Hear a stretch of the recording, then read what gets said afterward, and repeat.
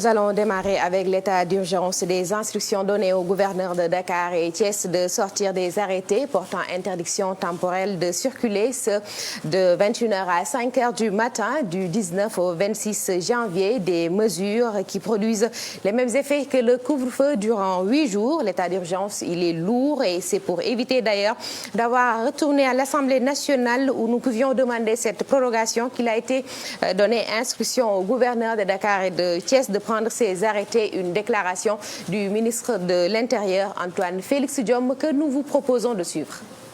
Le 6 janvier dernier, son Excellence, Monsieur le Président de la République, Macky Sall, a décrété, donc a proclamé l'état d'urgence qui a débuté le 6 janvier à minuit. Donc pour computer, on commence à partir du 7 janvier. Et ce qui donne comme résultat que le couvre-feu ainsi que l'état d'urgence devrait prendre fin aujourd'hui. Maintenant, je l'ai expliqué sur votre plateau ici précédemment, il y a eu la loi de 1969 qui a été modifiée et qui a donné naissance à un troisième régime, lequel vise à gérer les catastrophes naturelles ou sanitaires. Mais comme toute loi, elle a un processus avant son entrée en vigueur. Une fois qu'elle est votée, elle est envoyée chez M. le Président de la République pour qu'il prenne ce qu'on appelle l'acte de promulgation. Cet acte doit être pris donc demain. Et en attendant, et pour respecter l'état de droit, parce qu'au Sénégal, nous sommes quand même, il faut le rappeler, un État qui est soumis au droit, de sorte que tous les actes qui sont pris par le gouvernement le sont sur une base juridique très claire. C'est pour cette raison qu'en attendant l'entrée en vigueur de ce troisième régime qui vise à proclamer d'abord dans un premier temps l'état de catastrophe sanitaire, mais ensuite de permettre la protection des populations sous ce nouveau format, que les gouverneurs de Dakar et de Thiès ont été instruits de prendre des arrêtés qui produisent les mêmes effets pendant cette période de 8 jours. Donc interdiction de circuler de 21h à 5h du matin avec comme objectif de faire arrêter la circulation du virus pendant la période correspondante qui est de 21h à 5h du matin sur l'étendue des 2 régions. Précision du ministre de l'Intérieur sur le plateau de la radio-télévision Futur Média, loi 1969 qui sera promulguée par l'Assemblée nationale ce mardi, toujours selon le ministre de l'Intérieur Antoine Félix Diome. Affaire Boubacar Seye maintenant, le président de l'ONG Horizon Sans Frontières face à un juge d'instruction ce mardi. Il a bénéficié d'un retour de parquet et l'ouverture d'une information judiciaire est en cours selon ses conseils, décision qu'ils ont du mal à comprendre car selon eux, leur client n'a jamais varié dans ses déclarations. Pour rappel, Boubacar Seye a été interpellé vendredi dès sa descente d'avion pour des propos tenus sur de l'argent de l'UE destiné aux Sénégalais ou bien destiné à l'immigration clandestine et détourné par l'État. Selon tout le temps des propos qu'il aurait tenus, la somme 118 milliards de francs CFA. Nous restons toujours avec cette affaire Boubacar Seye. Une arrestation, diverses positions. Le président de l'ONG Otra Africa, peu convaincu de la nécessité de l'arrestation du président de Horizon Sans Frontières. Il trouve que c'est l'État qui devait ouvrir une enquête. Du côté des autorités étatiques, c'est l'occasion pour le concerné d'apporter des preuves. C'est selon Moïse Sarr, secrétaire d'État chargé des Sénégalais de l'extérieur. Modou Fall les a rencontrés les deux à la caméra. Mohamed Sidian. L'affaire Boubacar Seye de l'ONG Horizon Sans Frontières fait débat. Arrêté dès son retour au Sénégal, le président d'Horizon Sans Frontières avait affirmé que l'État du Sénégal a détourné les 118 milliards de l'Union européenne destinés à la lutte contre l'immigration clandestine. Ce que le président d'Otra Africa fustige pour lui, la réponse de l'État devait être autre. Boubacar a probablement dit un montant. Est-ce réellement ce montant qui a été reçu? Mais je pense qu'une clarification de l'État du Sénégal aurait été le meilleur que de le mettre en détention. Il n'y a pas de diffamation là-dessous, puisque Boubacar n'a cité personne et n'a indexé aucune institution. Il est avéré pour l'opinion publique comme pour l'État, et ce qui est évident est que l'Union européenne a injecté de l'argent sur la question de la migration. Ça, c'est une évidence. Donc, demander l'audit de cette somme, c'était civil. Pourquoi le mettre en détention par rapport à cette question? C'est ce qu'on ne comprend pas. Il n'aurait pas mérité d'être en détention après le retour de ses vacances. Mais pour le secrétaire d'État, Boubacar Seye, à l'occasion rêvait d'apporter toutes les preuves de ces allégations. Parce que je connais l'homme. et je ne le souhaite pas, vraiment à la prison ou autre.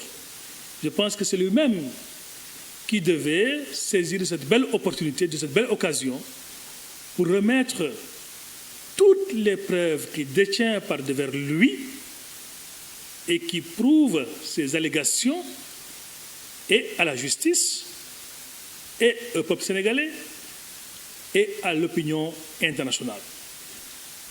Donc le gouvernement du président Macky Sall est un gouvernement responsable. Avant même d'avoir l'argent des partenaires, combien de ressources ont été levées sur notre propre budget national et investies sur la jeunesse. Déféré au parquet ce matin, Boubacar Seye a bénéficié d'un retour de parquet en attendant que le procureur envoie son dossier en instruction. Affaire Boubacar Seye, toujours une arrestation fermement condamnée dans un communiqué par les organisations de défense des droits de l'homme et celles regroupant celles des Sénégalais de l'extérieur. Selon elle, Boubacar Seye, un fervent défenseur des droits des Sénégalais de la diaspora, ne mérite pas un tel traitement. Elle tient pour responsable l'État du Sénégal à tout ce qui pourrait arriver au président de Horizon Sans Frontières. Ils invitent aussi plutôt les organisations, elles invitent les Sénégalais à un vaste mouvement de soutien pour dire non à l'intimidation. Va-t-on vers un mouvement d'humeur dans le programme de vaccination des animaux? Les vétérinaires du Sénégal réclament 2 ans de paiement pour les spécialistes de la médecine des animaux. L'État n'a respecté aucun de ses engagements. Aujourd'hui, à bout, il compte durcir le ton afin de faire réagir les autorités. Docteur Issa Kane, vétérinaire en service à Mbour, que nous écoutons avec Abdourahmane Diallo et Mamadou Gueye. Les contrats qui nous lient avec l'État en rapport avec le mandat sanitaire ne sont pas respectés. Parmi ces contrats, il y a le fait de mettre à la disposition des intervenants le vaccin en début d'opération. Ça, c'est un. Cela n'est pas été respecté.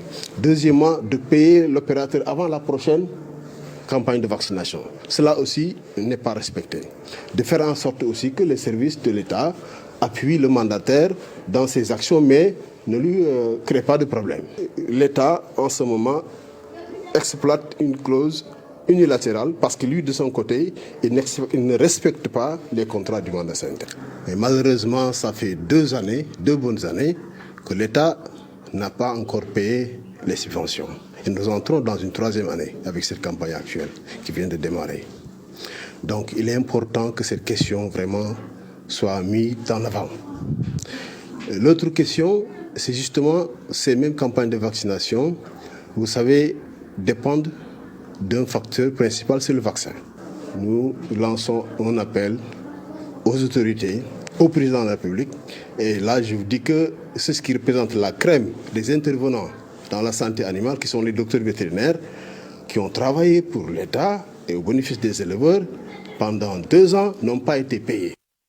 Voilà, c'était tout pour l'actualité nationale. Une première tasse actu que nous n'avons pas encore fini de servir. Maintenant, bon, je la remets avec plaisir à Modou Fall. C'est pour la page internationale que nous démarrons avec le Niger, où l'explosion d'un engin a fait 4 morts et plusieurs blessés. C'est bien ça? Tout à fait, à ce moment-là, 4 soldats ont été tués, plusieurs blessés actuellement en soins intensifs après l'explosion d'un engin improvisé alors qu'il pourchassait donc des éléments de Boko Haram. L'explosion a eu lieu dans la nuit du dimanche à lundi. Selon un communiqué du ministère de la Défense, des éléments de Boko Haram avaient tenté d'attaquer une position militaire à Chetima-Wongo, au lac Tchad. Ils avaient donc été repoussés par l'armée. En Centrafrique, de casque bleu, tué donc dans une embuscade, annonce la MINUSCA, un Gabonais, un Marocain. Ils sont abattus à 17 km de la ville de Bangassou. Leur convoi est tombé dans une embuscade de la coalition armée. 7 casques bleus ont été tués donc, depuis le début des attaques coordonnées des groupes armés. Mais la mission onusienne assure rester engagée à poursuivre son mandat. En Centrafrique, la Cour constitutionnelle acte la réélection du président Touadéra dès le premier tour avec 53,16% des voix après des redressements de résultats donc, et des annulations de certains bureaux de vote. Un récit signé Tchernofal. De l'Union européenne, la Grèce est le pays qui défend le plus ardemment l'idée d'un certificat de vaccination pour relancer le trafic aérien et l'industrie du tourisme. Très durement touché par la pandémie, le tourisme représente un cinquième du produit intérieur brut grec. Le pays plaide pour un certificat de vaccination standardisé qui serait mutuellement reconnu par les 27 États membres et que l'on pourrait présenter avant de prendre l'avion ou le bateau par exemple. Pour le Premier ministre grec, Kyriakos Mitsotakis, il ne s'agit pas d'en faire une condition préalable en cas de déplacement. Il ne serait donc pas obligatoire, mais il faciliterait les voyages pour les personnes vaccinées. La présidente de la Commission européenne, Ursula von der Leyen, s'est dite favorable à un tel certificat reconnu au sein de l'UE, tout en soulignant que les droits qu'il pourrait ouvrir devraient faire l'objet d'une discussion au niveau européen. Cette question des droits associés est la plus épineuse, on s'en doute. Le sujet divise les États membres. Pour la France, il est prématuré pour le moment. Il pourrait cependant être abordé lors de la réunion du Conseil européen ce jeudi 21 janvier. Le débat s'est invité en France et il va plus loin. Avec cette question, les personnes vaccinées pourraient-elles avoir des droits que les autres n'auraient pas ? Par exemple, aller au restaurant ou au musée, assister à des concerts ou des événements sportifs, voire prendre les transports. Certains y sont favorables, en particulier dans le milieu économique. Selon ces derniers, cela permettrait de relancer des secteurs d'activité sinistrés, tels la restauration ou la culture, et les personnes concernées pourraient reprendre une vie à peu près normale. Vous avez deviné que c'est Pape Farah, plutôt au lieu de Tchernofal Pape Farah qui nous parlait de l'idée d'un passeport vaccinal et qui divise la France, mais également l'Europe pour certains. Il est vital de mettre en place, de le mettre en place, mais pour d'autres, il doit s'agir d'un certificat de vaccination. Tchernofal, donc l'élément, nous l'aurons certainement lors de notre édition en Wolof de 8 heures. Nous terminons avec la Russie et l'incarcération de l'opposant du Kremlin, Alexei Navalny, est demandé par le tribunal. Pour rappel, il est placé en détention pour 30 jours. Après 5 mois de convalescence, Navalny a par ailleurs demandé aux Russes d'investir les rues. C'est tout pour cette page internationale à Sumbentioub. Merci beaucoup Modou Fall. C'était la première tasse actu de ce matin avec Modou Fall pour la page internationale. Tout de suite, nous allons